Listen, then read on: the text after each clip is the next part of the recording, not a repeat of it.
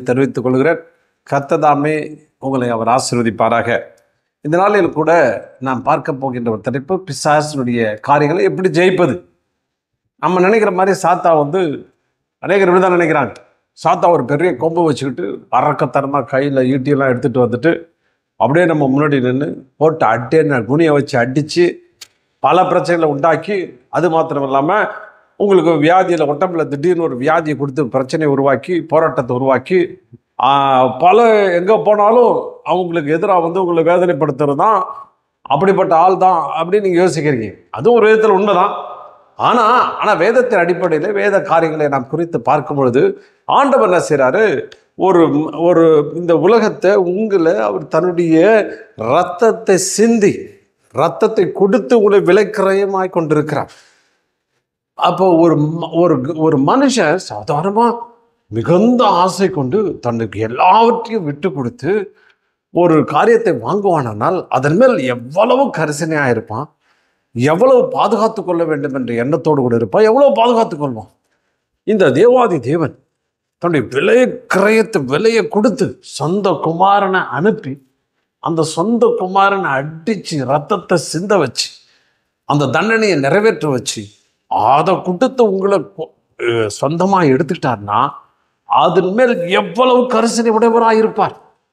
அதை எப்படி பாதுகாத்து கொள்ள வேண்டும், அதை எப்படி அரவணைத்து கொள்ள வேண்டும் என்கிற எண்ணம் உடையவராக இருப்பார்.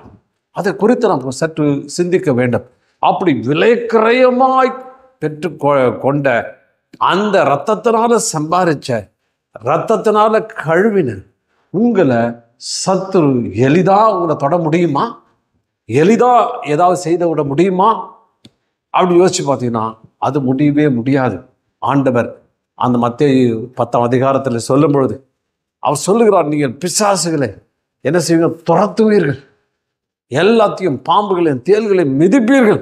எல்லாத்தையும் மிதிச்சு ஒன்றும் இல்லாமல் போடுவியா? எதையும் ஒன்னால் நீ அதை இது பண்ண உன்னை பார்த்து ஓடுவான்.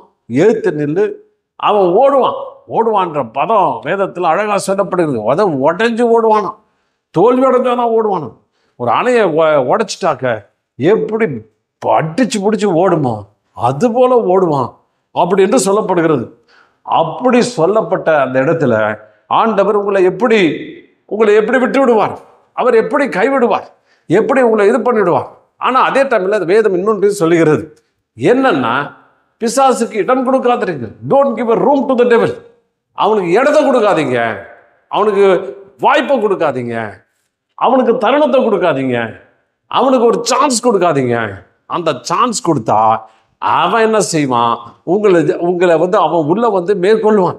அவன் உங்களை அவன் தன்னுடைய வசப்படுத்தி கொள்ளி உங்களை வேதனைப்படுத்துவான் என்று அங்கே வேதம் சொல்கிறது. மாத்திரமல்ல, ஆண்டவர் சொன்னார், உன் தலைமுடியும் ஒன்னையும் தொட முடியாது அப்படின்னு அங்கே போட்டிருக்கிறது. யோபை குறித்து சொல்லும்போது சரியாக சொல்லுவாங்க. யோபை பாருங்க, யோபு ரொம்ப பாருங்க, பிசாசிட்ட பர்மிஷன் வாங்கி யோபுடைய வாழ்க்கையை சின்னபண்ணமாக்கிட்டான். உடம்பெல்லாம் பருக்கள் வந்துடுச்சு, உடம்பெல்லாம் வியாதி வந்துடுச்சு. அவன் ரொம்ப கஷ்டப்பட்டான், ஓட்டு எடுத்து சொரன்னா. அவன் பிசாசு எவ்வளோ பயங்கரமான ஆளுங்க, அதனால் நம்மளையும் கூட அப்படி தாங்க சோதிக்கிறான் அப்படின்னு நிறைய பேர் சொல்லி. யோபையும் ஒன்றையும் கம்பேர் பண்ணாதப்பா, யோபு நியாயப்பிரமாண காலத்துக்கு முன்பு வாழ்ந்தவன். நீ நியாயப்பிரமாணம்லாம் போயிடுச்சு. ஆண்டவர் உண்டாக்கிற புதிய உடன்படிக்கைக்கு நீ பாத்திரமாய் மாறிட்ட. ஒரு புதிய உடன்படிக்கையினால உங்களை தெரிந்து கொண்டிருக்கிறாரு. அவருடைய ரத்தத்தினால கழுவி பாவத்தெல்லாம் எடுத்து போட்டுட்டாரு.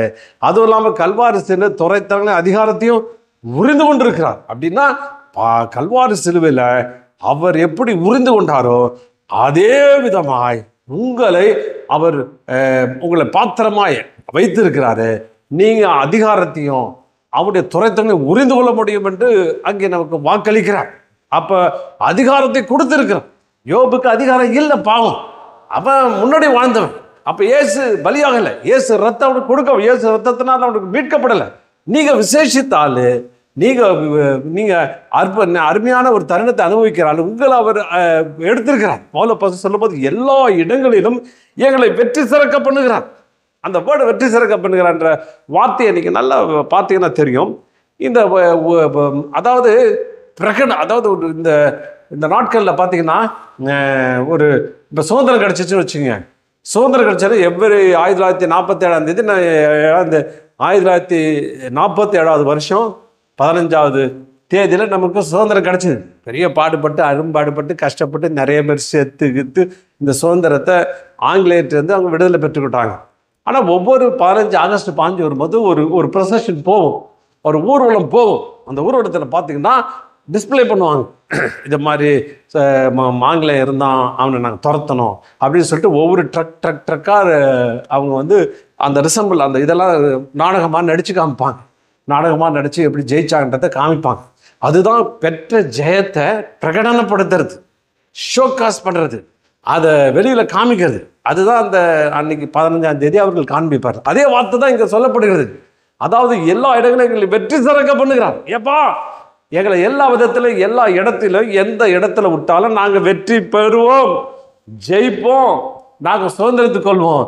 ஏன்னா கல்வாரி சிலுவையில் அதை எங்களுக்கு கொடுத்தாரு, அதை நாங்கள் டிஸ்பிளே பண்ணுறோம் அப்படின்னு சொல்லிட்டு நாம் அதை பிரகடனப்படுத்துகிறோம். அதை வந்து நம்ம நாடக வடிவில் காமிக்கிறோம். அதை எல்லாருக்கும் முன்பாக வெளியரங்கமாக்கி அன்னைக்கு நடந்த ஜெயத்தை இன்னும் நடத்தி காண்பித்து தேவனை மகிமைப்படுத்துகிறோம். எப்பேற்பட்ட விஷயம்! அதை மாதிரி ஒன்று ஆண்டவர் எதுக்கு வச்சிருக்கிறாருன்னா பிசாசுக்கிட்ட அடி வாங்கிறதுக்காக வச்சில்ல. ஹலோ, பிசாசுக்கிட்ட போயிட்டு அவங்க கொடுக்குற வியாதி, அவங்க கொடுக்குற போராட்டம் எங்களை எவ்வளோ பாடுபடுத்துறான்னு சொல்லி ஊரெல்லாம் போய் சொல்கிறதுக்கு இல்லை. ஆமாம், பிசாசு எப்படி தோற்கடிச்சேன், பிசாசு எப்படி ஜெயித்தேன், இன்னைக்கு அவன் கால் கீழே தான் இருக்கிறான். அந்த சமாதானத்தின் தேவன் உங்கள் காலு கீழே போட்டு நசுக்குவார் என்று சொன்ன வசனத்தின்படி இன்னைக்கு அவன் என் காலு கீழே இருக்கிறான் என்று உலகத்தில் சொல்லி நீங்கள் பிசாசு காலு கீழே நிற்கிறீங்க. உங்களை காலடியில் போட்டு மிதிக்கிற பிசாசு ஏன் காலடி கீழே இருக்கிறான் அப்படின்னு பிரகடனப்படுத்துகிற அப்படின்னு சொல்லி அதை சொல்லுகிற அந்த வித்தியாசமான காரியத்தை ஆண்டவர் செய்து காண்பிக்க விரும்புகிறார். நீங்கள் ரெடியா? அல்லேலூயா! ஆண்டவர் உங்களை கொண்டு டிஸ்பிளே. அது பாவம் யோபுக்கு அது இல்லை. யோபு அவனை வருத்தப்படுத்தும் போது, அவன் சஞ்சலப்படும் போது அவன் கதறுகிறான், அழுகிறான். ஒருவேளை புதிய ஏற்பாட்டு கிறிஸ்தவன்கிட்ட ஒருவேளை அப்பப்பட்ட வேலி வேற, இப்போ போட்டிருக்க வேலி வேற, இப்போ ரத்தத்தினால வேலி. அல்லேலூயா!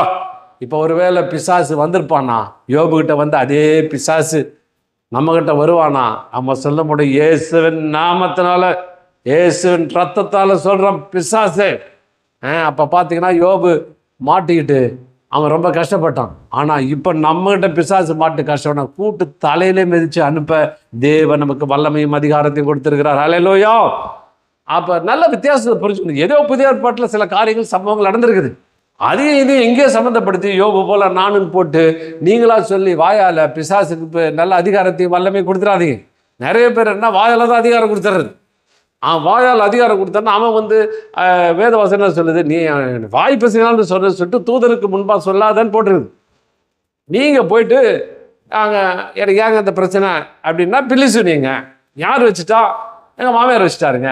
யார் இந்த புலிசு? எங்கள் அண்ணன் வச்சுட்டாங்க, என் தம்பி வச்சுட்டாங்க, அவன் வச்சுட்டாங்க, இவன் வச்சுட்டாங்க, தொழில் ரீதியாக ஒரு ஆள் வச்சுட்டாங்க, அதனால தாங்க பிரச்சனை படுது, நான் பில்லிசுனத்தில் கஷ்டப்பட்டேன். அப்போ என்ன சொல்கிறேன்?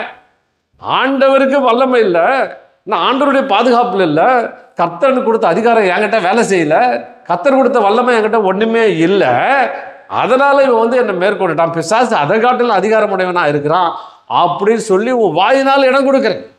பில்லி சொல்லித்தான் என் பிரச்சனை முடிஞ்சிச்சு, எவனோ எனக்கு வந்து செய்வனை பண்ணிட்டான், அதனால தான் எனக்கு வியாதி வந்துச்சு, நீ சொல்லி அதை சொல்லுன்னா you are giving a permission. பிசாசுக்கு அனுமதி கொடுக்குற, அனுமதி கொடுத்து மரணத்துக்கு அனுமதி கொடுக்குற. டே அப்பா உனக்கு பவர் ஜாஸ்திரா, பூந்து விளையாடுறான்னு சொல்லிடுற. அப்படி சொல்லிட்டு அப்புறம் இதே சொல்லிட்டு இருக்கிற, உட்காந்து அழுகுற, 21 நாள் ஃபாஸ்டிங் எடுக்கிற, அழுது 40 நாள் 30 நாள் அழுது தான் மிச்சம். அங்கே சத்துரு ஜெயம் கொண்டது தான் மிச்சம். அல்லேலூயா! அப்போ நமக்கு கொடுத்த காரியங்கள் நாம் தெளிவாய் தெரிந்து கொள்ளும் போது தேவன் நமக்கு கிருபையும் பலனையும் தருகிறார். அப்போ ஆண்டவருடைய வார்த்தைகளையும் வசனங்களையும் நாம் தீர்க்கமாய் அறிந்து கொள்ளும் பொழுது அப்போ நம்ம காரியங்களை தெரிந்து கொள்கிறோம். அப்போ ஓட்டை இந்த செய்திக்கு ஒரு தலைப்பு கொடுக்கணும்னா மனுஷனில் காணப்படுகிற ஓட்டைகள், அதாவது மாமிச ஓட்டைகள் அப்படின்னு தலைப்பு கொடுக்கலாம். அந்த மாமிச ஓட்டைகள் வழியாக சத்துரு வருகிறான். நமக்கு எல்லாத்தையும் பாதுகாப்பு கொடுத்த தேவன் அதே டைமில் உன் வாயில் ஒரு பெரிய ஓட்டை வச்சிருக்கிற, அந்த ஓட்டையினால் நிறைய காரியங்களை ஓட்டை ஏற்படுத்தி கொடுப்பாயனால் சத்துரு உள்ள வருகிறான். வேத வசனம் சொல்லுகிறது, அவன் ஒன்றும் உங்களை சேதப்படுத்த முடியாது. அல்லேலூயா! எத்தனை பேர் விசுவாசிக்கிறீங்க? ஆமென். சொல்லுங்க, அதன் மேல உங்க ஃபோக்கஸ் வைங்க. அதுக்கு மேலே நம்பிக்கை வைங்க, அது மேலே விசுவாசத்தை வைங்க. சேதப்படுத்தாதுன்னா சேதப்படுத்தாதான். சேதப்படுத்துன்னு சொன்னீங்கன்னா சேதப்படுத்தும். நீ எதை சொல்ல விரும்புறீங்க? அப்ப தேவனை அனுமதிக்க விரும்புறீங்களா, பிசாசை அனுமதிக்கிறீங்களா? என்ன சேதப்படுத்தாதுன்னு சொன்னா தேவனை அனுமதிக்கிறீர்கள். தேவன் செயல்பட நீங்கள் தேவனை அனுமதிக்கிறீர்கள். இல்லை பிசாசு போட்டு பெதிப்பான், பிரதர் என்னை போட்டு வியாதியை கொண்டு வந்துடுவான், பிரச்சனையை கொண்டு வந்துடுவான், போராட்டத்தை கொண்டு வந்துடுவான்னு சொன்னீங்கன்னா பிசாசுக்கு அனுமதிக்கிற, அனுமதி கொடுக்குற, அனுமதி சீட்டை கொடுக்குற, பா எடுத்துக்கப்பா, இவர் என்ட்ரி டிக்கெட், இவர் என்ட்ரி கொடுத்துட்ற. அப்போ கொடுத்துட சத்ரு வாழ்க்கையில் வருகிறான். சரி, இந்த சரீர ஓட்டையில் 17 விதமான ஓட்டைகளை நாம் பார்த்து வருகிறோம். நான் பிசாசை குறித்து நிறைய இடங்களில் நான் ஜெபித்து விடுதலை பெற்றிருக்கிறாங்க. அப்போ சில நேரங்கள் அது போகாது. அப்போ நான் இந்த மாம்ச ஓட்டைகளை பொறுத்தும் போது ஏதோ ஒரு ஓட்டை அங்கே இருக்கும். அதை கண்டுபிடிச்சி அவங்கள்ட்ட சொன்னால் சில பேர் ஏற்றுக்கொள்ளும் போது விடுதலை கிடைச்சிடுது. ஏற்றுக்கொள்ளாத போது தொடர்ந்து அந்த பிசாசுடைய தாக்குதலுக்கும் அதனுடைய ஆளுகைக்கும் அதனுடைய பிரச்சனைக்கும் அவங்க உட்படுகிறதை பார்க்கிறோம். சரி, இது குறித்து பவுல் அப்போஸ்தலன் அழகாக எழுதுகிறான். கலாத்தியர் எழுதின புத்தகம் 5ஆம் அதிகாரம் 19-21. சரீரத்தின் செய்கைகள் வெளியரங்கமாக இருக்கின்றன.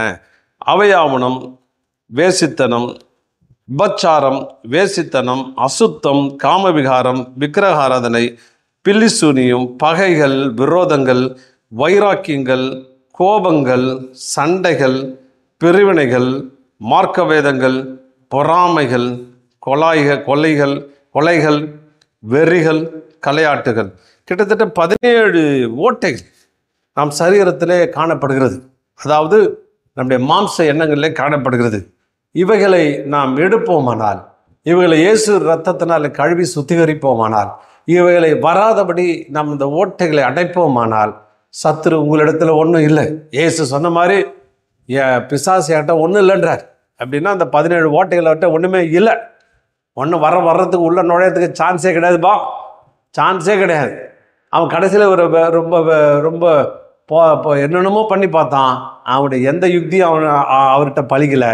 அவர் சொல்லிட்டாரு, என்கிட்ட ஒன்றுமே இல்லை, ஒன்றும் என்கிட்ட இல்லைப்பா, நீ உன்னுடைய சரக்கு என்கிட்ட இல்லைப்பா அப்படின்னு சொல்லிட்டார். சரி, நாம் தொடர்ந்து நிறைய காரியங்களை பார்த்துட்டோம். பாருங்க, இந்த விபச்சாரன்ற குறித்து நாம் பார்த்துட்டோம். அடுத்தது வேசித்தனம் பார்த்துருக்குறோம், அசுத்தம் பார்த்துட்டோம், காம விகாரம் அதுவும் பார்த்துட்டோம், விக்கிரகாராதனை பார்த்துட்டோம், பில்லிசூனியம் பார்த்துட்டோம், 7 பகைகள் எல்லாம் முன்னாடி செய்திகள் எல்லாம் சொல்லிட்டோம். விரோதங்கள் இதையும் பார்த்துட்டோம். இதனால் நாம் பார்க்க காரியங்கள் வைராக்கியங்கள், வைராக்கியத்தை குறித்தும் ஜெலசிஸ், கோபம், ரெண்டுத்தை குறித்து நாம் பார்க்க போகிறோம். அதாவது இதை நாம் பார்க்க போகிறோம். இதுதான் நம்ம இந்த நாளில் நாம் தியானிக்க போகிற இந்த 2 காரியங்கள்.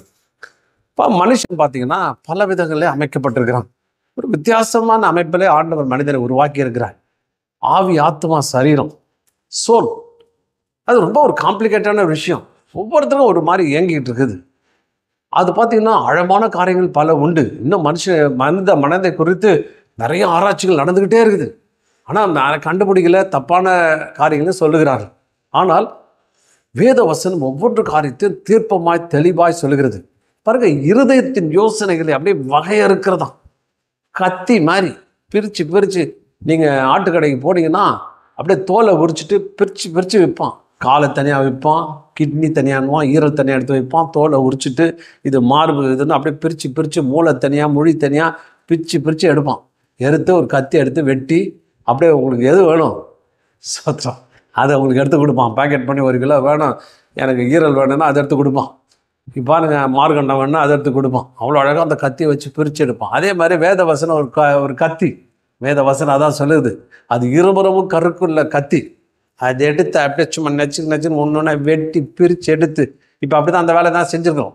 அந்த கத்தியை வச்சு உங்கள் இருதயத்தை கூறு போட்டு ஒவ்வொன்றும் தனித்தனியாக பிரித்து இதெல்லாம் இருக்குதியான்னு சொல்லிட்டு பிரித்து எடுக்கிற ஒரு வேலையை செஞ்சிங்கன்னா நீங்கள் ஒரு பெரிய ஆளாக மாறுவீங்க.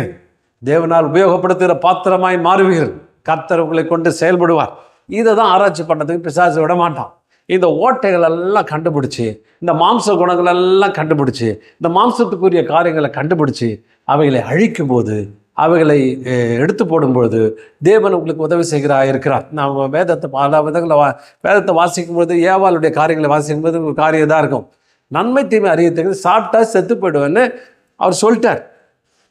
ஏன் அதை வந்து வெட்டி போட்டு அதை எரிச்சிருந்தா நல்லா இருந்திருக்குமேன்னு எனக்கு தோணுது. ஒருவேளை அதை சொல்லலை அவர். ஆனால் இவர் சொல்கிறா தொடவும் கூடாதுன்றான். அப்படிலாம் அவர் ஆண்டவர் சொல்லலை. இது தீமை உண்டாக்குற கனி, தீமையை உண்டாக்குற ஒரு விஷயம், உனக்கு நன்மை தீமை உருவாக்கி உனக்கு எனக்கு பிரிவினை உண்டாக்குற விஷயம், மரணத்தை உண்டாக்குற விஷயம் அப்படின்னு சொல்லும்போது அவன் என்ன செஞ்சிருந்தே, ஆதாம யாவாலும் சேர்ந்து மரத்தை முதல்ல வெட்டி போடுறேன். எதுக்கு இங்கே இருக்குது? வெட்டி எரிச்சு போடுவார். ஆனால் புதிய ஏற்பாட்டில் பல இடம் சொல்றார், மாம்ச குணத்தை எரிச்சு போடுங்கன்றார், அதை கலைந்து போடுங்கன்னு சொல்றார், அதை அழித்து போடுங்கன்னு சொல்றார், அதில் சிலுவையில் அடைக்க சொல்றார், அதை ஆணி அடிச்சு அது எடுத்து போடுவேன், பிச்சு ஒன்றும் இல்லாம ஆக்கு, மாம்ச குணமே இருக்காது, அக்கினிக்கு ஒப்பு கொடுங்க அப்படின்றார். இன்னும் ஜீவ பலியா மேலே ஏறி புல்பிட்டில் இது ஆல்டரில் படுத்துக்க சொல்கிறேன். புல்பிட்டில் ஆல்டரில் பலி கொடுக்குற இடத்துல படுத்துக்கப்பா, உங்களை உயிருள்ள பலியாக கொடுக்க சொல்ல, எரிஞ்சு சாம்பலாகட்டும் அப்படின்னு தான் சொல்கிறேன். சரி, நம்ம அந்த வேலையை தான் இப்போ செய்கிறோம். இப்போ பார்த்தீங்கன்னா வைராக்கியங்கள் அண்ட் ஜெலசிஸ். வைராக்கியம் அப்படின்னு பார்த்தீங்கன்னா ஒரு ஒரு பாயிலிங் பாயிண்ட், அந்த ஒன் ஜீல், ஜியோ என்ற ஒரு பதத்தில் இருந்தால் சொல்லப்படுகிறது.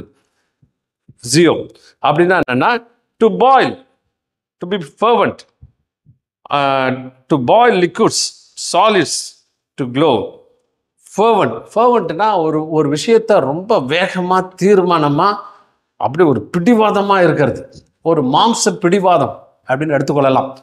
அப்போ இந்த இடத்துல நான் வாசிக்கும் பொழுது அந்த ஒரு ஆளை குறித்து, இதோ உங்கள் வாழ்க்கையில் பலவிதமான ரிலேஷன்ஷிப், ஒரு ஆளை குறித்து ஒரு ஆள்கிட்ட பழகுறீங்க, ஒருவேளை நெருங்கின இனமாக இருக்கலாம், சொந்தக்காராக இருக்கலாம், தம்பியாக இருக்கலாம், அண்ணனாக இருக்கலாம், மாமியாராக இருக்கலாம், மருமகளாக இருக்கலாம், ஏதோ ஒரு உறவுனால நீங்கள் பாதிக்கப்பட்டிருக்கலாம். அந்த உறவு நிமித்தம் உங்களுக்குள்ள ஒரு கசப்பான அனுபவம் வந்திருக்கலாம். அந்த கசப்பான அனுபவம் உங்களை வந்து கோபப்படுத்திருக்கலாம். அப்போ இந்த வைராக்கியம் என்பதுன்னா ஒரு நிரந்தர ஒரு கோபம், அதாவது தொடர்ந்து உங்களை குறித்து ஒரு கோபத்துக்குள்ளே, ஒரு பாயிலிங் பாயிண்ட்லேயே ஒரு சுட ஒரு எண்ணங்களோடு கூட இருப்பது, அந்த அந்த எண்ணங்களோடு இருப்பது தான் இந்த காரியங்கள். இன்னும் இந்த வசனம் யாக்கோபில் வாசிக்கும் பொழுது, உங்கள் இருதயத்தில் கசப்பான வைராக்கியத்தையும் விரோதத்தையும் வைத்தீர்களானால் நீங்கள் பெருமை பாராட்டுதருங்கள். உங்கள் இருதயத்தில் கசப்பான வைராக்கியம், கசப்பான வைராக்கியத்தை விரோதத்தையும் வைத்தீர்களானால் நீங்கள் பெருமை பாராட்டாதிருங்கள். இப்போ இதில் வந்து பார்த்திங்கன்னா பெருமை பாராட்டுகிற ஒரு விஷயம் வைராக்கியம், அதாவது அந்த கசப்பான அந்த நடந்த சம்பவத்தின் வழியாக இல்லை ஒரு பாதிப்பின் வழியாக ஏதோ ஒரு வார்த்தை கூட சொல்லிக்கலாம். அது உங்களை வந்து உள்ள ஒருத்தர் கோபத்தை தூண்டி விட்டுக்கலாம். நம்ம தூண்டி விடுறதுனால இனிமேல் இந்த ஆள்கிட்ட பேசவே மாட்டேன், இவன் வீட்டு வாசப்படியை நான் மெருகவே மாட்டேன், செத்தாலும் அவங்ககிட்ட போக மாட்டேன், நான் செத்தாலும் அவங்க என்கிட்ட வரக்கூடாது அப்படின்னு சொல்லுகிற அந்த விதமான ஒரு வைராக்கியம், அந்த வைராக்கியம் பிடிச்சுன்னா அவன்கிட்ட மூஞ்சி கொடுத்து பேச மாட்டேன்னு முடிவு பண்ணிட்டேன்னா நான் பேசவே மாட்டேன் அப்படின்னு வைராக்கியம் கொள்வது.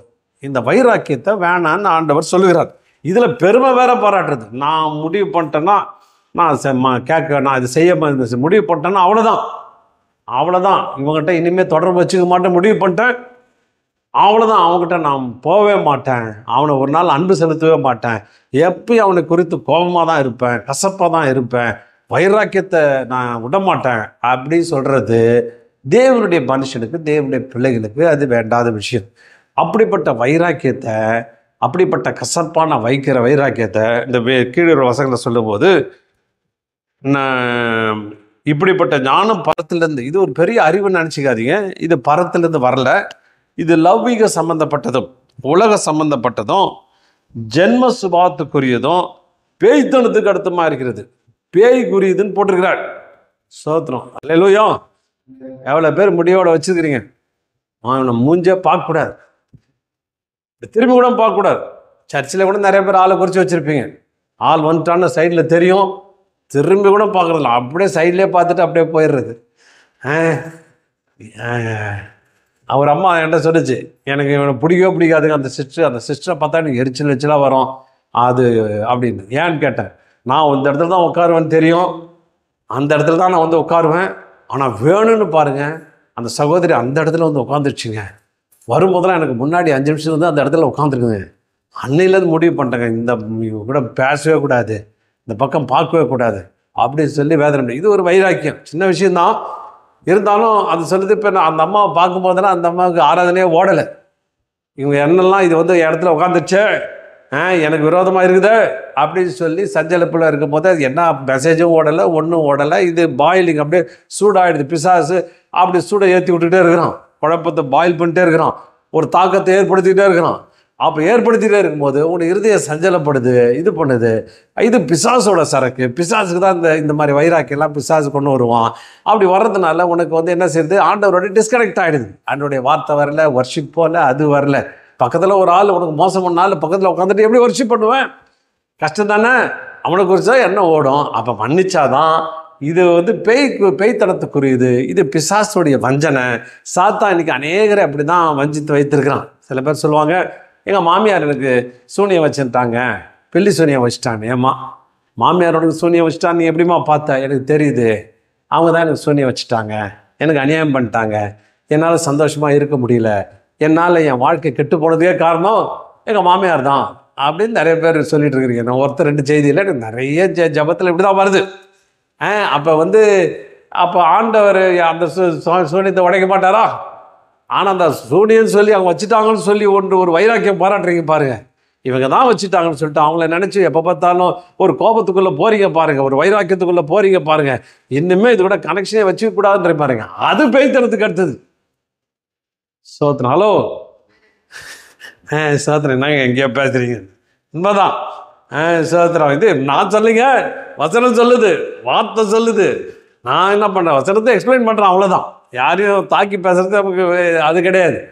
அப்போ நீங்கள் அந்த மாதிரி அந்த இதெல்லாம் விட்டு வெளியே வர சொன்ன.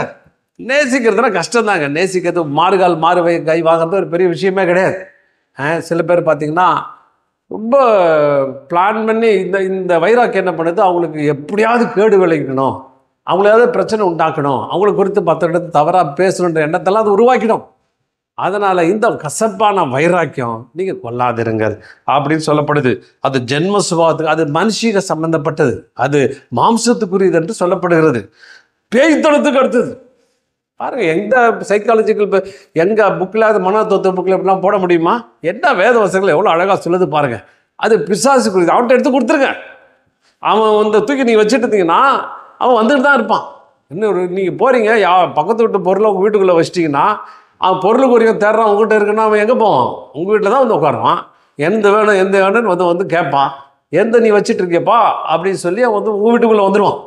இன்றைக்கி அப்படி தான் பேய் தடுத்து அந்த வைராக்கியத்தை வச்சுருக்கிறீங்க. நான் மறக்க மாட்டேன், மன்னிக்க மாட்டேன்னு உட்காந்துருக்கிறீங்க. அவனுக்கு குறித்த ஒரு கசப்பான வைராக்கியத்தை வச்சுக்கிட்டே இருக்கிறீங்க.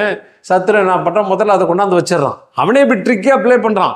அவனே சொல்லித்தரான், டே நீ உனக்கு உன் பிரச்சனைக்கு காரணம் அவங்க பண்ண பில்லி சொல்லியிருந்தான், அவங்க சொன்ன இதுதான் செய்வனம் பண்ணிட்டாங்க, அதனால தான் உனக்கு வந்திருக்குது அப்படின்னு அவனே சொல்லி தருவான். அதுக்குரிய வாய்ப்பு இது இப்போ போதெல்லாமல் பிசாசே பேசு. உங்கள் அண்ணன் தான் எனக்கு வச்சாருன்னது, உங்கள் தம்பி தான் எனக்கு வச்சாருன்னது. இந்த பொய்யை கேட்டுக்கிட்டு ஒரு அம்மா அப்படி தான் சொல்லிச்சு, ஏம்மா இது என்னம்மா அவன் சொல்கிற பேச்சுக்கிட்டு, அவன் பொய்க்கு பிதான் அவன் எப்படி உண்மையாக சொல்லுவான்? அவன் வச்சுதான் இவன் வச்சுட்டான்னு சொல்லும்போது உடனே உனக்கு தீர்மானமாக பிடிச்சிக்குது. அப்போ உனக்குள்ள ஒரு கசப்பு உண்டாகுது, ஒரு வைராக்கியம் உண்டாகுது. இன்னுமே இவங்ககிட்ட பேசவே கூடாது, இவங்களுக்கு எனக்கு எந்த தொடர்பும் இல்லை, எந்த ஐக்கியமும் இல்லை, அவ்வளோதான் முடிஞ்சு போச்சு, எனக்கு காரணத்தை இவன் தான் சொல்லிட்டு தினம் தினம் கசந்து கொண்டு ஒரு வைராக்கியத்தை வைத்துக் கொண்டிருக்கிறப்பார். அது பிசாசோட சரக்குன்னு பைபிள் சொல்லுது. பேய்த்தனத்துக்கு அடுத்தது என்று சொல்லப்படுகிறது. அதை எடுத்து தூக்கி வெளியே கிடையாது, தூக்கி போடு, அந்த ஓட்டையை அந்த ஓட்டையை சரி பண்ணு, அந்த ஓட்டையை கரெக்ட் பண்ணு. அதை இப்போ பாம்புக்கு ஓட்டை இருந்தால் பூச்சி கீச்சி வரதான் செய்யும். அப்போ அதை தூக்கி வெளியே போடு அப்படின்னு சொல்கிறார்.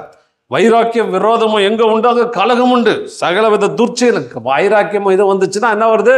கலகம் வந்துடுது. ஒருத்தருக்கு கோல் மூட்டுறது எல்லாம் வந்துடுது. துர்ச்செய்தியிலும் உண்டு. பரத்திலிருந்து வருகிற ஞானமோ ஹல்லேலூயா, இது உலக ஞானம், இது பிசாசுக்கு எடுத்து பிசாசோட ஞானம் அப்படின்னு சொல்லப்படுது. பரலத்திலிருந்து வருகிற ஞானம் எப்படி இருக்கு பாருங்க. பரலோக சம்பந்தப்பட்ட ஞானம் சுத்தம் உள்ளதாயும், பியூர், சமாதானமும் சாந்தமும் இணக்கம் உள்ளதாயும், இரக்கத்தாலும் நற்கடியினாலும் நிறைந்ததாயும், பட்சதாபம் இல்லாதாயும், மாயமற்றதாக இருக்கும் நீதியம். அப்போ என்ன எவ்வளோ குவாலிட்டிஸ் பாருங்க. இந்த பரலோக ஞானம் உங்களுக்குள்ள வந்துச்சுன்னா அது எப்படி இருக்குது? இரக்கம், எல்லார் மேலும் இறக்கம். அப்படி இப்போ பார்க்கும்போது நல்லா சில பேர் நினைப்பாங்க, நல்லா தான் கிழங்கு மாதிரி இருக்கிறான், நல்லா இருக்கும், ஒன்றுமே ஆக மாட்டேங்குது பார் அப்படின்னு எண்ணம் தோணும். ஆனால் பரலோக ஞானம் வந்துச்சுன்னா, ஐயோ அவருக்கு இன்னும் எதாவது ஹெல்ப் பண்ணலாமே, பாவம் அவன் மேலே, ஐயோ நல்லா இருக்கிறானே, சந்தோஷப்படுவான், சமாதானப்படுவோம் அப்படின்னு. நற்கனிகள் நிறைந்ததான், நல்ல கனிகள் நிறைந்ததான், பச்சதாமம் இல்லாதான். பச்சதாமம் இல்லை, இவன் எனக்கு பிடிக்குது, அவன் எனக்கு பிடிக்கல, அவன் இவன் நல்லவன், இவனை இங்கே தள்ளுவோம் அப்படிலாம் இல்லாமல், மாயமற்ற மாயமாலமே கிடையாது. சும்மா அப்படி நடிக்கிறதுலாம் கிடையாது. ஐயோ பிரதர், உங்களுக்கு தான் பிரதர் நினச்சிட்டு இருந்தேன், உங்களுக்கு அதான் பிரதர் டெய்லி ஜெபம் பண்ண அப்படின்னு உள்ளுக்குள்ளே அவ்வளோ கசப்பு இருக்கும். மாய்மாலம் இல்லாதான். நீதியின் கனியானது சமாதானத்தை நடப்புகிற சமாதானத்தில் விதைக்கப்படுகிறது. நீதியின் கனியை விதைக்கிற ஆட்கள் நீங்கள். நீதியை கொண்டு வருகிற தேவன், நீதியை கொண்டு வருகிற ஆட்கள் சமாதானத்தை நடப்பிற்களாக விதைக்கப்படுகிறது. அதுவும் பார்த்தீங்கன்னா எபிரேயரில் பார்த்தோம், யாவரோடும் சமாதானமாக இருக்கவும் பரிசுத்தமுள்ளவர்களாக இருக்கவும் நாடுங்கள். பரிசுத்தம் இல்லாமல் ஒருவனும் கர்த்தரை தரிசிப்பதில்லை, ஒருவனும் தேவனுடைய கிருபை இழந்து போகாதபடி யாதொரு கசப்பான வேர் முளைத்தெழும்பி கலகம் உண்டாகிறதுனால அநேகர் தீட்டுப்படாதபடிக்கு. ஏப்பா நீ கசப்பான ஒரு வைராக்கியம் வச்சு தீட்டுப்படுற, அசுத்தப்படுற. ஆண்டவர் சொன்னார், உன் பாளையம் எங்கிலும் சுத்தமாக இருக்கணும்ப்பா. நான் வரப்ப நான் நடந்து வரணும். டெய்லி ஏதேன் தோட்டத்தில் ஆதாம் ஏவாலை நான் கைகோத்து நடந்தது போல நான் டெய்லி உன் காலையில் உன் இடத்துல வந்து உன்னோடு கரம் பிடித்து நடத்த பல காரியங்களை சொல்லும்படி விரும்புகிறேன். அப்படியே உன்னோடு கூட நான் இணைக்க விரும்புகிறேன் அப்படின்னு சொல்கிறேன். என்னைக்கு ஆதாம் தவறு செய்யும் பொழுது ஆதாமே ஆதாமே எங்கே இருக்கேன்னு கேட்ட பிரகாரம் இன்னைக்கு நீங்கள் அநேகரை குறித்து கசப்பான வைராக்கியம் வச்சுருந்தீங்கன்னா சோத்திரம். அவர் எங்கே வருவார், எங்கே இருக்கேன்னு கேட்பார். தூரத்தில் இருந்து ஆள் காணாமல் போயிடுவார். ஏன்னா சுத்த கண்ணர் அவர். அப்போது அது இல்லாமல் டெய்லி ஆண்டவர் கிருபை தருகிறார். இன்னைக்கு எப்படி வாழணும்? கிருபையில் 2 பகுதி. ஒன்று உன் பாவத்தை மன்னிக்கிற ஒரு பகுதி ஒன்று, இன்னொரு கிருபை என்பது பாவத்தை மேற்கொள்கிற கிருபை. 2ம் வேணும். சில பேர் இந்த கிருபை தான், பாவத்தை மன்னிச்சா திரும்பி பாவத்திலே ஈடுபட்டு இருந்தா, ஆண்டவரே அந்த பாவத்தை ஜெயிக்க எனக்கு கிருபை கொடுங்க. சில பேர் சொன்னாங்க அந்த வைராக்கியத்தை விட முடியலைங்கன்னு. தேவனோட கிருபை தருவார். அந்த கிருபை பார்த்தீங்கன்னா இதுலேருந்து வெளியே வர்றதுக்கு எளிதாய் அவர் செய்வார். இந்த நாட்டுக்கு நாடு சண்டை எடுத்து பாருங்க, ஒரு வைராக்கியம் தான். கசப்பான வரையும் பக்கத்து நாடு என்னைக்கோ 1300 வருஷத்துக்கு முன்னாடி எங்கள் நாட்டில் வந்து இவ்வளோ பேரை வெட்டி போட்டான்னு அதே வைராக்கியத்தை நீங்கள் எடுத்து வச்சு, இந்த வைராக்கியத்தின் அடிப்படையில் உலகத்தில் நடக்கிற உலக சண்டைகள் பார்த்தீங்கன்னா அவ்வளோ சண்டைகள். இதெல்லாம் கசப்பான வைராக்கியம், கசப்பான வேர் உள்ள நுழைஞ்சிருக்குது. அந்த வேர் நுழைந்ததுனால இப்படி போட்டிருக்குது. அப்போ நாமும் அப்படி கொள்வோமானால் நாம் கிருபை இழந்து போய்விடும். நீங்கள் கிருபை, ஆண்டவருடைய கிருபை இல்லைன்னா இந்த உலகத்தில் வாழவே முடியாதுங்க, இருக்கவே முடியாது. வசனம் சொல்லுது, கிருபை கூடுறா ரைட்டு, நீங்கள் இழந்து போகாது. கசப்பான வேர் இருந்தால் அவர் விலகிடுவார், சாத்தான் உள்ளே வந்துடுவான். அதுக்கப்புறம் அவன் கண்ட்ரோலுக்குள்ளே போயிடுவேன். அப்போ சாத்தானை ஜெயிக்கணும்னா இந்த வேர் எடுத்து போடுது. வேறுன்றது பார்க்க முடியாத ஒன்று. வேர் என்ன, மலை இது மரத்துக்கு மேலேயா இருக்கும்? ஹலோ கேட்குறீங்களா? மரம் இருக்குது, வேர் எங்கே இருக்கும்? மறைக்கப்பட்டிருக்கும், அடியில் இருக்கும். அந்த மாதிரி ஆழ் மனசில் யாருக்கும் தெரியாது. உன் மனைவிக்கு தெரியாது, உன் புருஷனுக்கு தெரியாது, உன் பிள்ளைகளுக்கு தெரியாது, யாருக்கும் தெரியாது. ஒரு வேர் ஒன்று உனக்கு உள்ளே வளர்ந்துட்டு இருக்குது. வேர் ஒன்று இருக்குது. அந்த வேரை முளைச்சி எழுமுனா போதும், அது தேவனுக்கு பிரியமில்லாதவன் நான் மாறிடுவேன். அவர் வரமாட்டார். இது சாத்தானுடைய சரக்கு. எடுத்து போடுங்க, பிடுங்க. கொஞ்சம் கஷ்டம்தான் பிடுங்கிறது. ஒரு அம்மா சொன்னிச்சு, 40 வருஷமாக என் புருஷன் செஞ்ச அத்தனை பிரச்சனை இருக்குது, என்னால் மன்னிக்கவே முடியலைங்க. ஏன்னா வேர் விட்டுடுச்சு. ஆணி வேர், இன்னும் சொல்ல ஆணி வேர், சல்லி வேர். ஆணி வேர் ஆழமாக போயிடுச்சு. கொஞ்சம் கஷ்டம்தான், பிடிங்க எடுங்க, அது முடியும். கொஞ்சம் பிரயாசப்படுங்க. அவையிலேருந்து பண்ணும்போது நீங்கள் தீட்டுப்படாதபடி ஆண்டவர் செய்கிறார். அடுத்தது பார்த்தீங்கன்னா ரேஜ். இந்த கசப்பான காரியங்களை குறித்து நம்ம பல இந்த சைக்காலஜி மனோத்துவ ஆட்கள் நிறைய சொல்கிறாங்க. பொறாமை, கசப்பான பொறாமை என்பது பொறாமையிலேருந்து உருவாகும் ஒரு ஆழமான எதிர்மறை உணர்ச்சியை விவரிக்கிறது. இந்த வைராக்கியம் பார்த்தீங்கன்னா சில பொறாமையினால கூட அந்த உணர்ச்சி உண்டாகும். இல்லது அவர்கள் செய்த சில துரோகங்கள், சில விதமான வேதனைகள் குறித்து உண்டாகும். அப்படி இல்லைன்னா சில நிகழ்ச்சிகள், சில விதமான அவமானம், நிந்தையிலேருந்து இவைகள் உருவாகும். அதனால் அங்கே ஒரு நபர் இன்னொரு இருப்பதை விரும்புவது அப்போ உங்களுக்கு வந்து ஒரு பொறாமை, ஒரு வைராக்கியம் வந்துடும். உடைமைகளை குறித்து கோபம், வெறுப்பை உணர்கிறார். இந்த சக்தி வாய்ந்த பொறாமை பெரும்பாலும் சண்டை, அதிருப்தி மற்றும் பிற தீய செயல்களும் தொடர்புடையது. இதயத்தை விஷமாக்கும். இந்த கசப்பான வைராக்கியம் என்ன பண்ணுறது உங்களுக்கே தெரியாதுங்க. அந்த வேர்லேருந்து உங்கள் இதயத்தை அப்படியே விஷமாக்கிட்டு இருக்குது.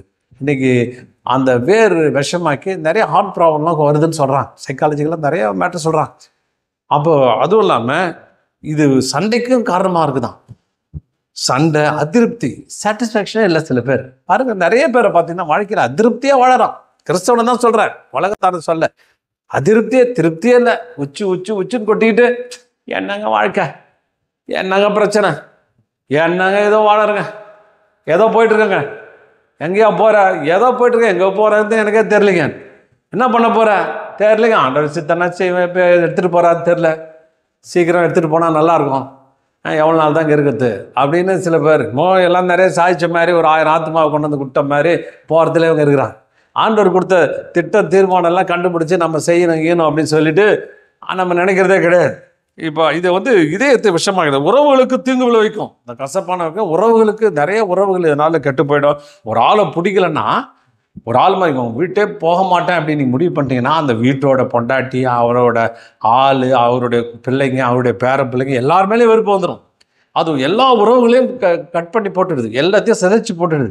அப்படிப்பட்ட விரோதங்கள் அது கசப்பான வேறாக பயன்படுகிறது. பாருங்கள், ரிலேஷன்ஷிப்பையும் அருவை கட் பண்ணிடுது. அதனால் இந்த கசப்பான வைராக்கியம் வரக்கூடாது அப்படின்னு சொல்கிறாரு. கசப்பான பொறாமையின் முக்கிய பண்பு மற்றவர்கள் இருப்பதற்கான ஆசை, பொறாமையிலிருந்து அடித்தளம் மற்றவருடைய சொந்தமான ஒன்றை விரும்புவதாகும். கோபம் மற்றும் வெறுப்பு எளிய பொறாமை போலல்லாமல் கசப்பான பொறாமை என்பது விரும்பியதை வைத்திருப்பது மீது கோபம், விரோதம் மற்றும் பகைமை போன்ற வலுவான எதிர்மைகளை உணவாக்குறதான்.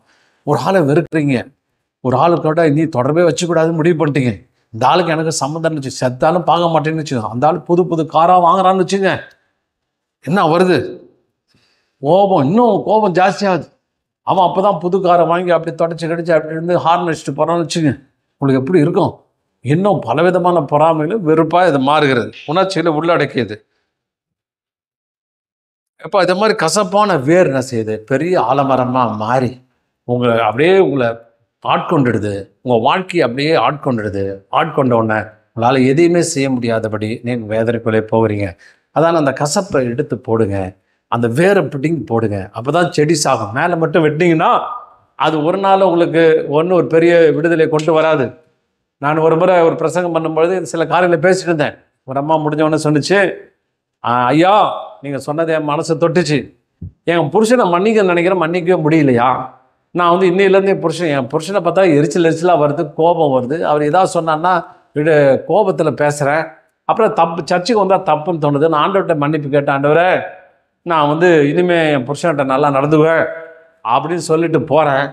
ஒரு நாள் தான் நிற்குது, அடுத்த நாள் அவர் ஏதாவது தப்பு செய்யும் போது மறுபடியும் கோபம் உச்சிக்கு போயிடுதுங்க, கண்ணாமனா திட்டுடுறாங்க அப்படின்னு சொன்னிச்சு. நான் சொன்னேம்மா, நீ மன்னிப்பு கேட்கறது இது மாதிரி நான் நல்லா இருக்கணும் அப்படின்னு ஆண்டவர் எனக்கு கிருபை கொடுன்னு மேலே இருக்க கலையை தான் வெட்டுறேன்.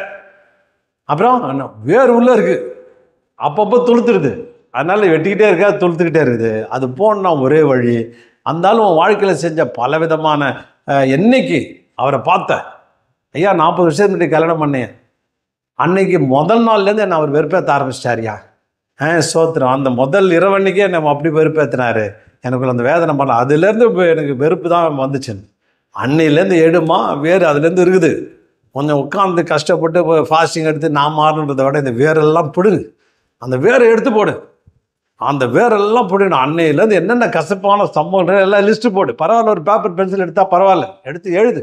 இன்னன்னைக்கெல்லாம் அந்த அவரை பிடிச்ச விருப்பம் எந்தெந்த இடத்துல கோபப்படுத்தினாரு, எந்தெந்த கல்யாண நாள் அன்னைக்கு கோவப்படுத்தினாரு, எந்தெந்த நல்ல நாளில் கோவப்படுத்தினாரு, எப்பப்பெல்லாம் ஒன்று வெறுப்பேற்றினாரு, அதெல்லாம் எடுத்து லிஸ்ட்டு எழுது. அதெல்லாம் ஒன்று செஞ்சு டிக் பண்ணி அந்த வேரெல்லாம் பிடுங்க. வெறும் கிளைய வெட்டினா பத்தாது, வேறு ஆழ் மனசுக்குள்ளே இருக்குது, வேறு அங்கே அடித்தளத்தில் இருக்குது, உள்ளே போயிருக்குது. 40 வருஷத்துக்கு முன்னாடி உள்ளே போன வேரை அது உள்ளே நீண்டு போய் அங்கே இருக்குது. அதை அப்படியே பத்திரமா பிடிங்கி எடுத்தா உனக்கு இந்த எண்ணெய்லேருந்து வெளியே வருவீங்க அப்படின்னு. அதே மாதிரி கொஞ்சம் கடந்த காலத்து பாஸ்ட் லைஃபுக்கு போங்க, கடந்த காலத்துக்கு போங்க, எங்கே நடந்ததோ அங்கே கண்டுபிடிங்க. அங்கே தான் வேர் ஸ்டார்ட் ஆச்சு, வேர் விட்டது அந்த இடம் தாங்க. பார்த்தீங்கன்னா செடி வளர்கிறதுக்கு பார்த்தீங்கன்னா எடுத்தோன்னே செடி பெரிய தண்டு மாதிரி தான், அப்புறம் வேர் தான் ஃபஸ்ட்டு வரும். வேர் உங்களை எல்லாம் தெரிஞ்சது தான், வேர் வந்த அப்புறம் தான் அடுத்தது இலை வரும், அப்படியே தான் மாறும்.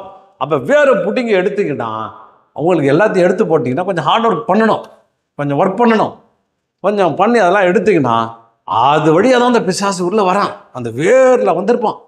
அதை நீங்கள் கண்டுபிடிச்சி பிடிக்கிட்டிங்கன்னா சத்துரு உங்கள் பக்கம் இருக்கவே முடியாதுங்க. அவனை ஈஸியாக துரத்தலாம், துரத்தி அடிக்கலாம். ஆமாம், ஹோல்டு அங்கே தான் இருக்குது, அங்கே தான் பிடிமானம் இருக்குது, அதை எடுத்து போடுங்க. நான் நிறைய அனுபவித்து இதெல்லாம் காரியங்கள் பார்த்ததுனால சொல்கிறேன். இப்போ சொல்லும்போது அவளுக்கு பல காரியங்களை உண்டாகிறது. அப்போ அதை கசப்பின் வேற எடுத்து போடுங்க. யாரை குறித்து கசப்பு இருக்கக்கூடாது, எதை குறித்து கசப்பு இருக்கக்கூடாது, எந்த விஷயத்தை குறித்தும் கசப்பு இருக்கக்கூடாது. அப்படி கசப்பெல்லாம் எடுத்து போட்டிங்கன்னா சாத்தானுடைய ஹோல்டு உங்களை விட்டு போயிடும். சாத்தானுடைய அந்த பிடிமானம் போயிடும், அவனுடைய கரம் போயிடும். அவனை எளிதாக நீங்கள் துரத்தி கட்டலாம். இதன் மூலமா சமாதானம் உங்கள் இருதயத்துக்குள்ளே வரும். பாருங்க, சமாதானத்தின் தேவன் தாம் என்றார். அப்போ என்ன சொல்ற? சமாதானத்தை முன்னறிவிக்கிறார். நீ சமாதானமாக இருந்தாவே சத்துரு உன்னை ஒன்றும் பண்ண முடியாது. உன்னை கொந்தளிக்க வச்சுக்கிட்டு, உன்னை டென்ஷன் பண்ணிக்கிட்டு, அப்படியே அவன் செஞ்சான் இவன் செஞ்சான்னு பதப்பதைக்க வச்சுக்கிட்டானாவே உனக்கு பிரச்சனை வந்துருச்சுன்னு அர்த்தம். அப்போ சமாதானத்துக்குள்ளே வந்துட்டாக்க சத்துரு அவனுடைய ஹோல்டே போயிடும், நீங்கள் ஜெயிப்பீர்கள். சரி, அடுத்தது நம்ம பார்க்க போகுது ரேஜ், கோபம். கோபம்னா என்ன தெரியுங்களா? அந்த கோபம் என்பது ரேஜ் அப்படின்னா இந்த feeling of violent anger, the difficult to control, எளிதில் கட்டுப்படுத்த முடியாத கடுமையான சின உணர்ச்சி, சீற்றம். கோபம் வந்துச்சுன்னா என்ன பேசுறேன்னே தெரில, கோபம் வந்துச்சுன்னா எதை தூக்கி அடிக்கிறதுனே தெரில, அப்படி கோபம். நாங்கள் நடக்கிற அந்த நாங்கள் இடத்துல சர்ச்சில் ஒரு பொண்ணு தலையில் 8 தையல். ஏமா 8 தையல் சரியாக படிக்கலை, எங்கள் டேடி அடிச்சிட்டார். என்னம்மா டேடி அடித்தா தையல் பரப்பணும்? ஆமாங்க, அவர் கோபத்தில் எதை எடுத்து அடிப்பார்னே தெரியாது, கையில் நல்லா கூர்மையான ஆயுத வச்சு நடுமண்டையில் அடிச்சிட்டார். 8 தையல் போட்டு இந்த பொண்ணு பரிதாபம் உட்காந்து. அவன் கேட்டேன், இல்லையா எனக்கு கோபம் வந்துச்சு, என்ன செய்யுதுன்னே தெரியாது. இப்போ என்ன இது? அன்கண்ட்ரோலபிள் ஆங்கர், கண்ட்ரோல் பண்ணிக்கவே முடியாது. அன்கண்ட்ரோல். சில பேருக்கு பார்த்தா ஷார்ட் டெம்பர், லாங் அது வேறு டெம்பர். இந்த ஃபஸ்ட்டு பார்த்து வைராக்கின்றது லாங் டெம்பர், ரொம்ப நாளைக்கு அந்த கோபத்தை மனசுல வச்சு கொந்தளிச்சிருக்குது. இது எப்படின்னா ஷார்ட் சர்க்குன்னு ஏறுறது. கோபம் கொண்ட ஸ்ரீட்டு குடும்பம் நடத்ததை விட வடாந்திரத்தில் இருக்கலான்னு போட்டுருது. சண்டைக்காரி கோபக்காரின்றதுல வீட்டு எங்கேயோ போயிடலான்னு போட்டுருது. அதனால் ரொம்ப கோபம், ஷார்ட் டெம்பர், சர்க்குன்னு கோபம் வந்தால் என்ன பேசுறதுன்னு தெரியாது, என்ன செய்கிறதுன்னு தெரியாது, என்ன பண்ணதுன்னே தெரியாது. சில பேர் கோபம் வந்து அவங்களே தலையில் போட்டு இடிச்சுக்கிறாங்க, போட்டு அட்டேன்னு அடிச்சுக்கிறாங்க, அவங்களே போட்டு அடிச்சுக்கிறாங்க. ஏன்னா அந்த கோபத்தினுடைய விளைவு. கோபம் என்ன நல்லா சொல்கிறாங்க, கோபம் வந்துச்சுன்னா மூளைக்கு, அதாவது வயிற்றுக்கு போகிற மூளை அப்படியே டைவெர்ட் ஆகிடும். வயிற்றுக்கு போகிற ரத்தம் அப்படியே டைவெர்ட் ஆகிடுதான். இது சைக்காலஜிக்கலாக ப்ரூவ் பண்ணுறாங்க. கோபம், வெறித்தனமான கோபம் வந்துச்சுன்னா, அன்கண்ட்ரோலபிள், கட்டுப்படுத்த முடியாத கோபம் வந்துச்சுன்னா வயிற்றுக்கும் மூளைக்கும் போகிற ரத்தம் அப்படியே மாறிடுதான். மாறிட்டு மூட்டில் போய் கை அதிர்வு உண்டாகுதான். இதெல்லாம் சைக்காலஜி நம்ம ரிசர்ச் பண்ணி சொல்கிறாங்க. இதையாவது கேளுங்க. அதுக்கப்புறம் இம்யூன் சிஸ்டம்னா தற்காப்பு.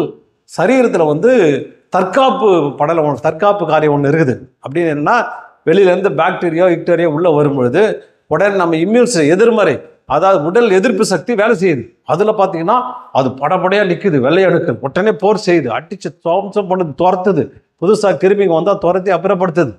ஆனால் அந்த கோபம் கொண்ட கொள்ளும்போது இம்யூன் சிஸ்டம், அந்த நோய் எதிர்ப்பு சக்தி ஆஃப் ஆகிடுதான், அப்படியே செயலிழந்துருதான். அப்போ வர்ற வியாதி இதெல்லாம் உள்ளே வந்துடுது.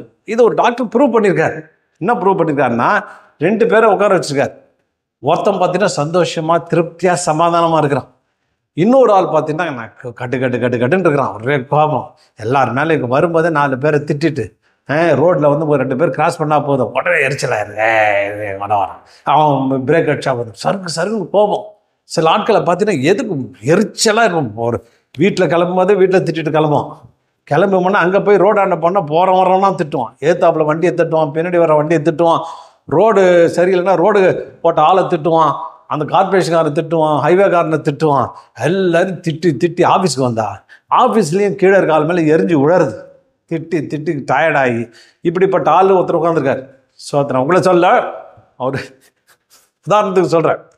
அவர் ஆள் ஒருத்தர் உட்காந்துருக்காரு. இன்னொருத்தர் ஆள் திருப்தியாக இருக்கார். சாலிலோயா, ஆண்டவர் அருமையான ஆளை கொடுத்துருக்கிறார், என் வாழ்க்கை ஆசீர்வதிச்சிருக்கிறார். எவ்வளோ நல்ல ஆண்டவர், எவ்வளோ அழகானவர், அவர் தலைமுடி எவ்வளோ அழகாக இருக்குது, அவள் எவ்வளோ என்னை நேசிக்கிறார், அவர் சிறுவேளை காட்கிற தேவன் உறங்குவதுன்னு அப்போ என்னை பார்த்துக்கிட்டே இருக்காரப்பா. எங்கள் அப்பா கூட நான் அதிகமாக பார்க்கல, ஸ்கூலில் விட்டுட்டு அவர் போயிட்டார்.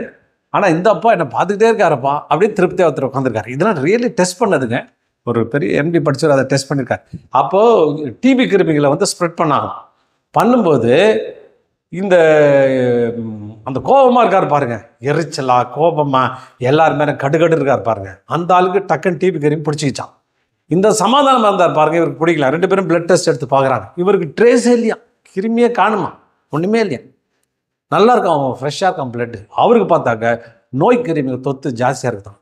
அப்போ அவர் என்ன சொல்கிறாரு, நீங்கள் வந்து இந்த கோபம் ரேஜ் கோபம் வரும்பொழுது அன்கண்ட்ரோல் என்றால் கட்டுப்படுத்தாமல் சுருக்குன்னு கோபம் வருது, விற்குன்னு கோபம். சில பேர் பரிசுத்தவான்களுக்கு இன்னும் கோபம் ஜாஸ்தியாக இருக்குது. ஆட்டு அப்படியே டபால் டிபுன்னு ரொம்ப கோபத்துக்குள்ளே போயிடுறது, அமைதியாக இருக்க மாட்டாங்க. ஏன்னா நான் பரிசுத்தவான், நான் அப்படி இப்படி அப்படின்னு சொல்லி அவங்க பயங்கர லெவலில் இருப்பாங்க.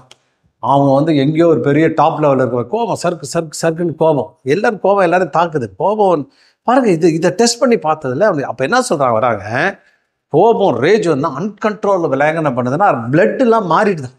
இம்யூன் சிஸ்டம், நோய் தற்காப்பு அந்த படம்லாம் வேலையே செய்யாமல் போதும். உடனே அது அப்படியே எல்லாம் சைலண்ட் மோட் போயிடுதான். உனக்கு மூளைக்குள்ளே போயிட்டு அட்ரினல் சுரப்பி ஜாஸ்தியாகுதான். இருதயத்துக்குள்ளே இன்னும் ஒன்று ப்ரூவ் பண்ணியிருக்காங்க, நல்லா கவனிங்க. சோத்திரம். அது அடிக்கடி மார்பு செஸ்ட் பெயின் வருதுன்னா இதுக்கெல்லாம் ரீசன் போட்டுக்கலாம். கோபம் பாருங்களா நீங்கள், வியாதி காரணம் பாருங்கள், சத்ரு நல்லா வேலை செய்கிறோம். உடனே அந்த அட்ரினல் சுரப்பியில் போயிட்டு ஃபேட்டு வந்து இதுக்கு போகிற டெபாசிட்டு உள்ளே போய் அந்த இதெல்லாம் டெபாசிட் பண்ணுதான். நான் இதெல்லாம் படித்தேங்க, நிறையா இன்டர்நெட்டில் நிறையா படித்தேன். அந்த உள்ளே போயிட்டு அந்த பிளட்டு போகிற வெசலில் திக்காகிட்டு தான். அந்த பிளட்டு போகாத மாதிரி ஹார்ட் அட்டாக்லாம் இதனால தான் வருதுன்னு போடுறாங்க. அடிக்கடி கோவப்படுறவங்களுக்கு உடனே ஃபேட்டு டெபாசிட் ஆகுதான். ட்ரைக்ளிசரைட்ஸ்லாம் அங்கே போய் பாருதான். இன்னும் சொல்கிறாங்க, நிறைய பேர் ஸ்ட்ரோக் வர்றதுக்கு, பக்கவாதம் வர்றதுக்கு இதுவும் ஒரு காரணன்றாங்க. இதனால் பிபி எகிறதுன்றாங்க. பிபி எகிறதுனால கிட்னி வேலை செய்யாமல் போயிடுதுன்றாங்க. கிட்னியில் பாதிப்பு உண்டாகுதான். ஒரு கோபம் அவ்வளோ விஷயத்தை உண்டாக்குது. நோய் எதிர்ப்பு சக்தியை கட்டுப்படுச்சுன்னா, கட் பண்ணுச்சுன்னா உங்களுக்கு எல்லா விதத்துலேயும் அவங்களுக்கு உள்ள வந்துடுது. நான் உண்மையில் ஒரு சம்பவத்தை சொல்லும்படி விரும்புகிறேன். ஒரு பையனுக்கு நான் ஜெபம் பண்ணேன். அந்த பிசாசு பயங்கரமாக ஆடிச்சு. இந்த பிசாசு சொன்னிச்சு, நான் இப்போ போகிறேன், ஆனால் நான் சீக்கிரம் வந்துடுவேன் உள்ளேன்னுச்சு. இது என்னடா சீக்கிரமாக வந்துடுன்னு சொல்லிச்சு. எனக்கு ஒன்றும் புரியல. அது எப்படி உள்ளே வரும் அப்படின்னு சொன்னிச்சு. ஆனால் நீ எப்பயோ போ, நீயும் பிசாசை, நீ வர்றதுக்கு வாய்ப்பே கிடையாது, வெளியே போன்னு துரத்தி விட்டேன், போயிடுச்சு. 2 நாள் கழித்து அதே பையன் திருப்பி எனக்கு பயங்கரமாக பிரச்சனைன்னு எனக்கு ஃபோன் பண்ணான். ஃபோன் பண்ணேன். நான் அவன்கிட்ட பேசும்போது பிசாசு கத்துது. சொன்னேன், எப்படி உள்ள வந்து அப்படின்னு கேட்டேன். அது சொன்னிச்சு பாருங்கள், இவனுக்கு வந்து கோபத்துக்கு அடிமையாம, ஷார்ட் டெம்பர் கேஸு, இவன் அடிக்க சருக்குன்னு கோபம் வரும். இவன் வந்து பேங்க்குக்கு போனான். பேங்க்கில் இருக்கிற கேஷியரை வச்சு இவனை வந்து முறைக்க வச்சேன்.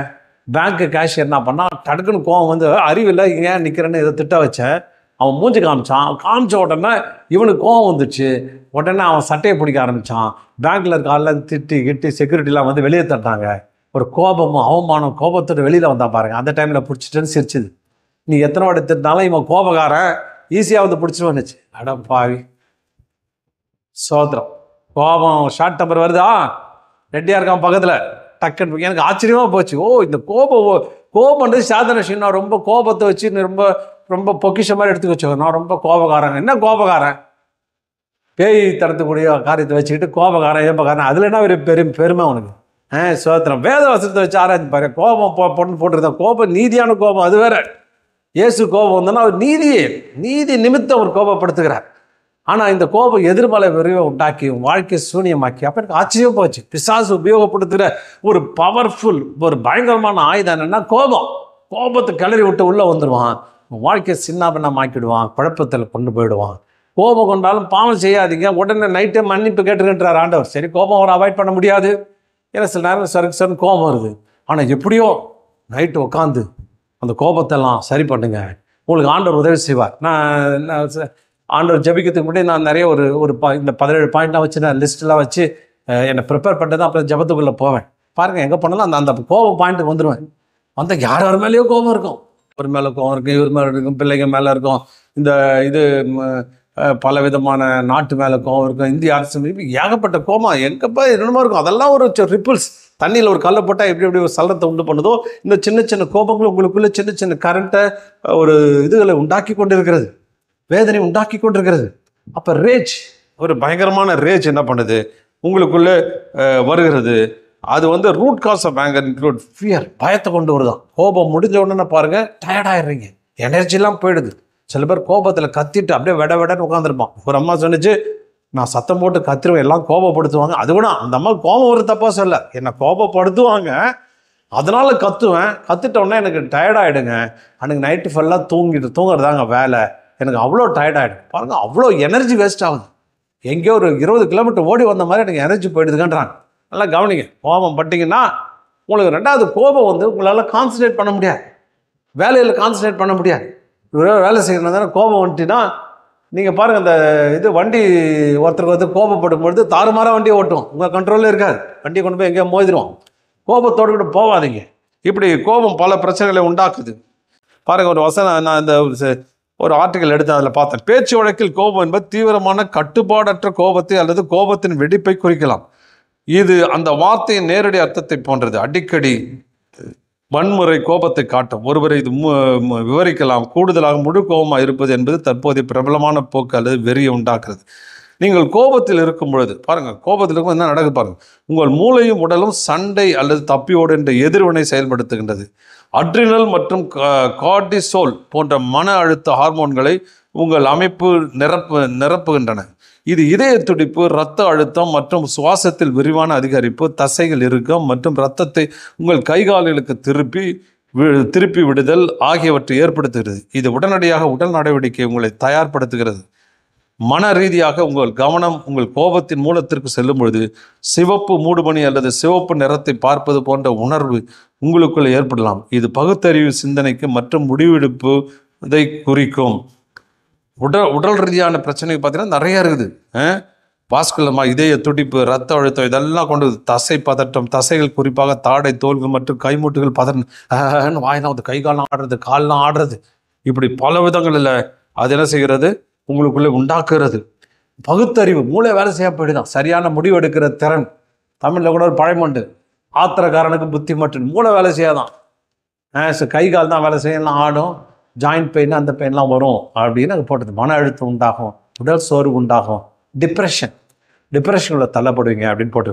அதனால் இது வந்து பிசாசனுடைய மிகப்பெரிய ஆயுதம். இதெல்லாம் கண்ட்ரோல் பண்ணுங்க. எங்கேயோ சும்மா 50 நாள் பாசிட்டிவ் இருந்தேன், பிசாசை அடிக்கிறேன், துரத்துறேன், இங்கே உள்ளே இருக்கிறத கரெக்ட் பண்ணுங்க. ஒரு ஆள் யுத்தத்துக்கு போகிறான்னா அவன் உடல் தகுதி பெற்றுட்டு தான் போய் யுத்தத்துக்கு போக முடியும். இதெல்லாம் சரிப்படுத்திட்டு ஒரே வெட்டுங்க, ஒரே அடி, சாத்தான் வளர்ந்துட்டு ஓடுவான்.